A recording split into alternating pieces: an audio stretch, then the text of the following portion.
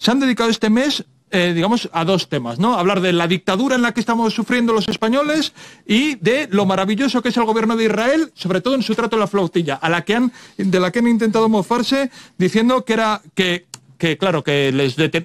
detención no era ilegal porque entraban en una zona de exclusión.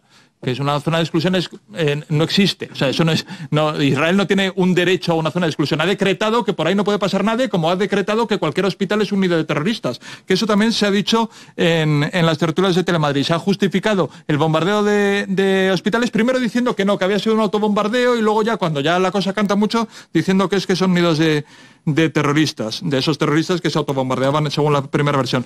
Se ha mentido diciendo que no llevaban ayuda humanitaria. Y se lleva a periodistas que son, suponemos que financiados, porque ya sabemos lo que hace la Asociación de Comunicación de Oriente Medio, se llama una organización que soborna a periodistas para que vendan para que propagan las ideas genocidas, y bueno, pues ahí estaban. Y luego lo que sí le aconsejo, que es un consejo no pedido, del tema de Israel y todo eso, oiga, pues léase los diarios de sesiones del Parlamento de Israel. ¿Usted sabe que en el Parlamento de Israel hay diputados palestinos? En el otro lado no, claro. No hay ni de Palestina.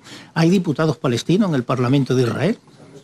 Pide al diario de sesiones y mire, ve lo que opinan esos palestinos. Porque claro, lo que opine yo no sirve para nada. Yo que sé de la realidad aquella, pero allí sí hay. אני מאשימה אותך, בנימין נתניהו. מאשימה אותך בטבח ה7 באוקטובר. האסון הגדול ביותר שידעה המדינה קרה במשמרתך. גם אם אתה ישן עם מצפון נקי, לא נשכח לך, נזעק את ההפקרה, תקום ועדת חקירה ממלכתית. אני מאשימה אותך, בנימין נתניהו, במימון החמאס, בבניית הטרור ועצימת העיניים האיום הקיומי עלינו, בהפקרת ביטחון המדינה כמדיניות. ביטחון הוא לא אינסטרומנט פוליטי, שמעת? הוא מעל הכל. אני מאשימה אותך, נתניהו, הפכת את הציבור העובד והמשרת לחמורו של משיח. יצרת את ברית ההשתמטות והסיפוח. גבורת הלוחמים נעלמה מעיניך, אבל לא מעינינו. היא האור שאיתו נבנה מחדש. אני מאשימה אותך, נתניהו. השחיתות האישית שלך הפכה למכת מדינה. כל מושחת הופך שותף. ככל שיש לך תיק יותר גדול על מישהו, הוא יותר נוח לך. משפט של איש אחד לקח מדינה שלמה כבת ערובה. אני מאשימה אותך, נתניהו, כי שכחת מה זה להיות יהודי.